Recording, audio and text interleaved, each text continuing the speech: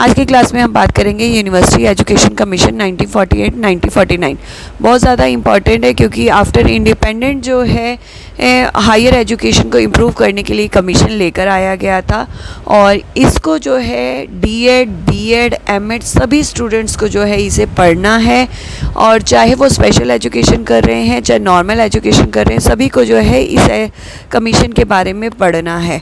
तो बहुत इम्पॉर्टेंट है एजुकेशन फील्ड के अंदर। साथ ही कोई कंपटीशन आप एजुकेशन का दे रहे हैं तो उसमें भी ये क्वेश्चन कमीशन में से अटक जाता है एक आधा। तो चलिए बिना वक्त ज़ाया किए आज की क्लास को शुरू करते हैं।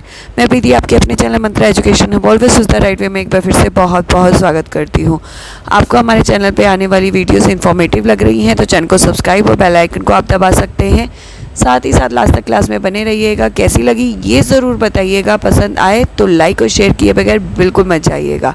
आप हमें इंस्टाग्राम और फेसबुक पे भी फॉलो कर सकते हैं, लिंक डिस्क्रिप्शन में मैंने प्रोवाइड कर दिया है। तो चलिए बिना वक्त ज़ाया किए आज की क्लास को शुरू करते हैं और देखते हैं यूनिवर्सिटी एजुकेशन कमीशन क्या है। हम सभी जानते हैं कि 15 अगस्त 1947 में इंडिया आज़ाद हुआ था। तो उस टाइम पे बहुत सारे एरिया ऐसे थे जिसमें इंडिया बहुत ज़्यादा पीछे था अदर कंट्रीज़ में। उसमें से एक एजुकेशन भी था। अदर कंट्री के कंपैरिजन करें तो एजुकेशन बहुत ज़्यादा हम लोगों का पीछे था और इंडिया को आगे बढ़ाने के लिए ज़रूरत थी कि एजुकेशन को अच्छा बनाया जा सके, ऐसा बनाया जा सके जिसमें सभी बच्चे जो है एजुकेशन ले सकें। तो स्पेसिफिक जो ध्यान गया हायर एजुकेशन की तरफ गया, जिसमें हमारा सेंट्रल बोर्ड ऑफ एजुकेशन और inter university board of education द्वारा जो है गवर्नमेंट को सजेशन दिया गया कि हायर एजुकेशन के लिए इम्प्रूवमेंट की बहुत ज़्यादा ज़रूरत है और इसके लिए हम लोगों को जो है कमीशन एक बिठानी चाहिए। तो इनकी एडवाइस पर जो है गवर्नमेंट ने हाँ किया, चलिए आप उसमें इम्प्रूवमेंट लाइए एजुकेशन के अंदर और एक कमीशन जो है आप बैठाइए। तो यहाँ पर जो है कैब और हमारा इंटर यूनिवर्सिटी जो बोर्ड थी उसने जो है दोनों ने मिलकर जो है कमीशन बिठाया, जिसके चेयरमैन जो है कौन थे, डॉक्टर सर्वपल्ली राधाकृष्ण। इसमें क्या था कि जो कमीशन बिठाया गया उनके चेयरमैन जो बनाए गए थे डॉक्टर सर्वपल्ली राधाकृष्ण, तो उसी के नाम से भी इस कमीशन को जाना जाता है। इस कमीशन को जो है राधाकृष्ण के नाम से भी जाना जाता है, राधाकृष्ण कमीशन के नाम से।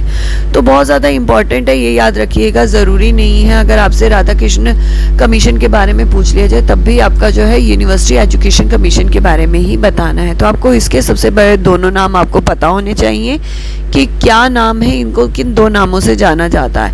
इसके अलावा और ये जो कमीशन है बिठाया गया था 1948 में, 14 नवंबर 1948 में। नेक्स्ट हम बढ़ते हैं कि इस कमीशन के ऑब्जेक्टिव क्या थे। मेन तो उसका जो एम था वो एजुकेशन को इम्प्रूवमेंट करना था, लेकिन अपने एम को पूरा करने या अपने गोल को पूरा करने के लिए उसके क्या क्या ऑब्जेक्टिव थे, क्या क्या उसने करना था, क्या इस कमीशन का योगदान था, उसके बारे में देखते हैं। तो सबसे पहला जो था कि जो भी हमारी यूनिवर्सिटीज़ हैं, कंटेम्प्रेरी इंडियन यूनिवर्सिटी है, उसमें क्या क्या कमी है उसको फाइंड आउट करना जो है इस कमीशन की ज़िम्मेदारी थी। दूसरा हमारा जो है कि ये जो भी एजुकेशन सिस्टम था, हायर एजुकेशन सिस्टम था, उसके एडमिनिस्ट्रेशन डिपार्टमेंट में क्या क्या मतलब किस तरीके से एडमिनिस्ट्रेशन होता था, फाइनेंस कितना था, मतलब कौन सी लागत कितनी थी, कहाँ क्या जो है लगाया जाता था, उसके बारे में पता लगाना था।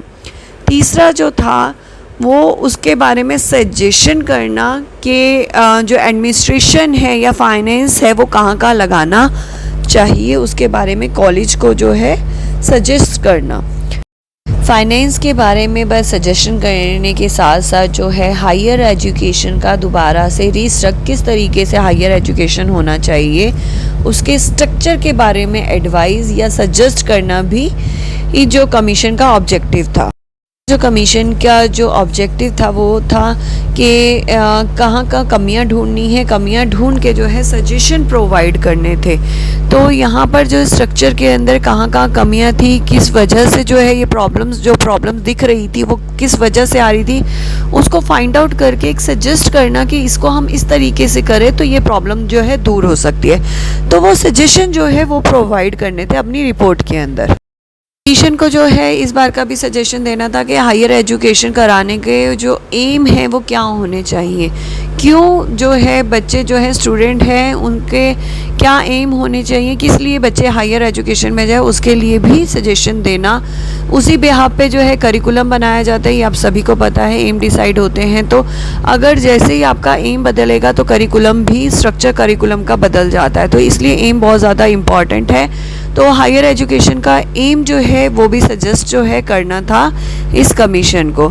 इसके अलावा जो टीचिंग किस तरीके से इम्प्रूवमेंट की जा सकती है, किस तरीके से असेस किया जा सकता है, क्या उसमें असेसमेंट में किस तरीके से जो है टीचिंग में इम्प्रूवमेंट लाई जा सकती है, उसके बारे में भी कमीशन को सजेस्ट करना था। कमीशन का ऑब्जेक्टिव ये भी था कि जो टीचर्स लगे हुए हैं हायर एजुकेशन में उनकी क्वालिफ़िकेशन क्या होनी चाहिए, उनके पास कितना एक्सपीरियंसेस होना चाहिए, साथ ही उनका पे ग्रेड क्या होना चाहिए, वो किस तरीके से जो है वो अपनी सर्विसेज बेस्ट से बेस्ट प्रोवाइड करें, ऐसा क्या किया जाए। तो इस तरीके से सजेशन जो है इस कमीशन से मांगे गए।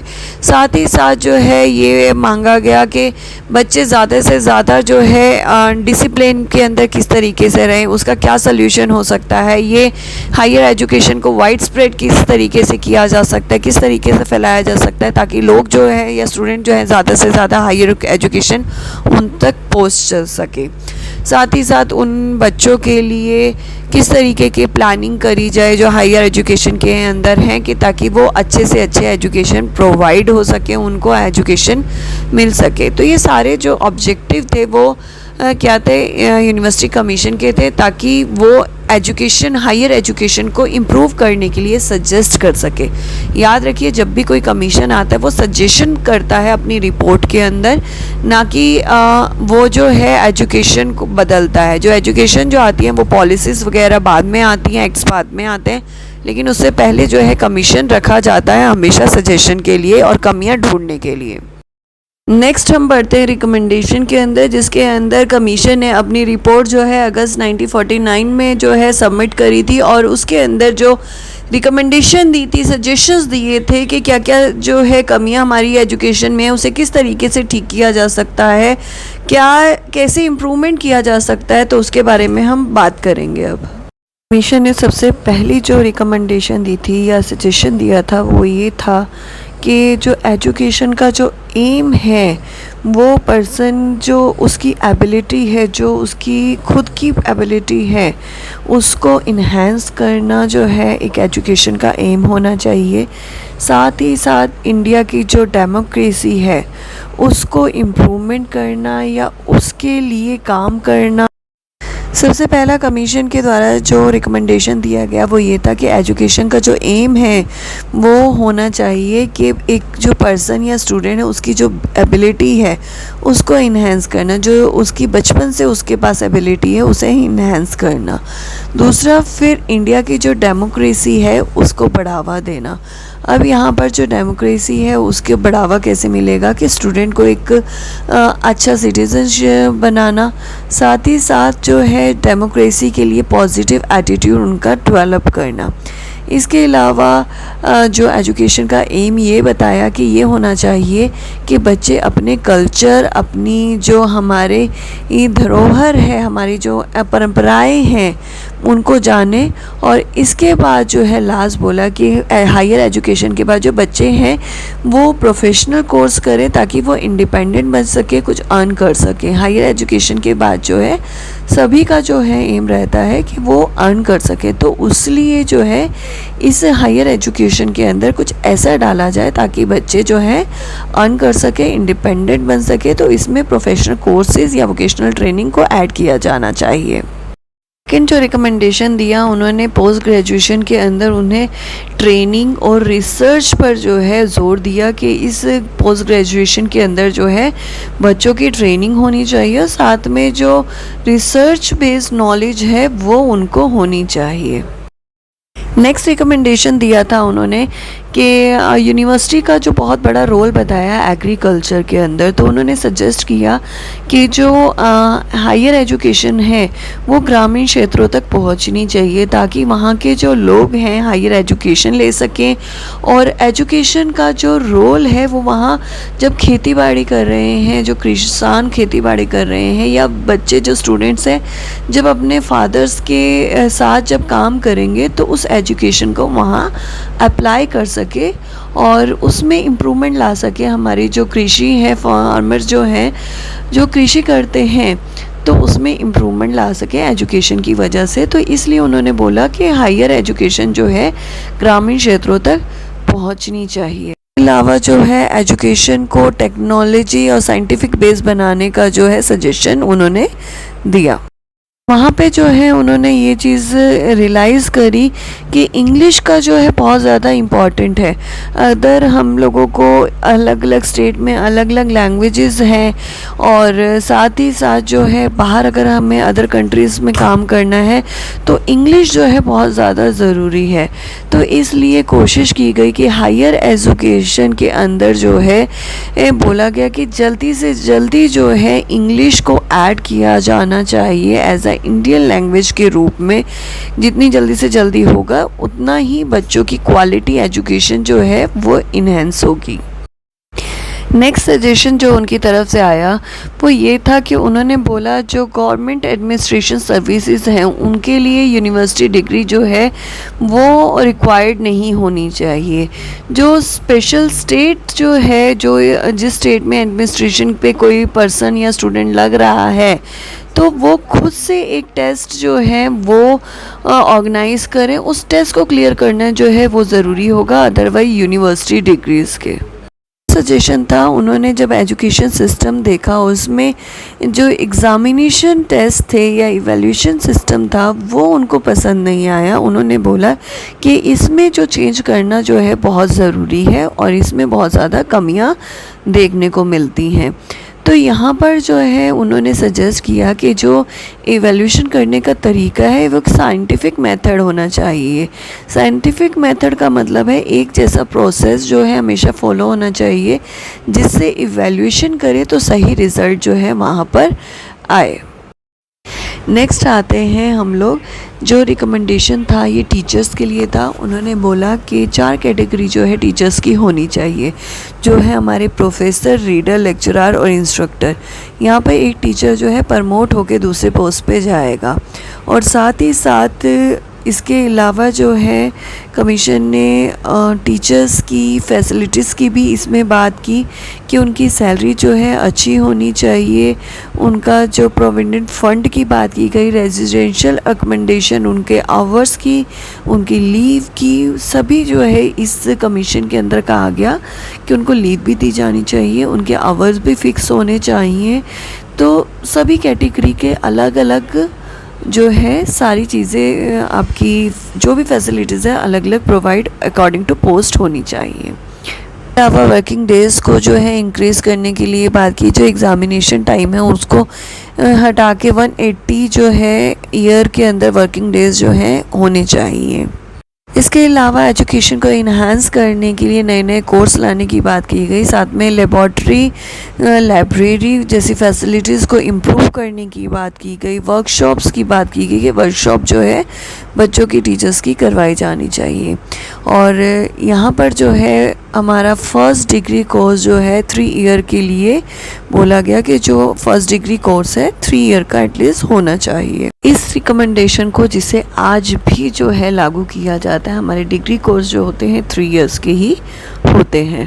आपका कमीशन ने रिपोर्ट के अंदर एक यूनिफॉर्म एग्ज़ामिनेशन की बात की, जिसके अंदर उन्होंने सजेस्ट किया कि जो 70% है फर्स्ट क्लास में, 55 to 69 सेकंड क्लास और 40% वाला जो बच्चा है वो थर्ड क्लास के अंदर पास होना चाहिए।